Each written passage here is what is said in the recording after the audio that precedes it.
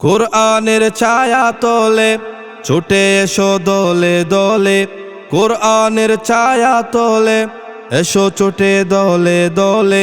দ্বীনের পথে ডাকছে দিয়ে ভালোবাসা, ইউনুসিয়া আজিজুল উলুম মাদ্রাসা। কোরআন হাদিস শিখব মোরা মন বড়ায় আশা। বেরাদরান ইসলাম, আসসালামু আলাইকুম।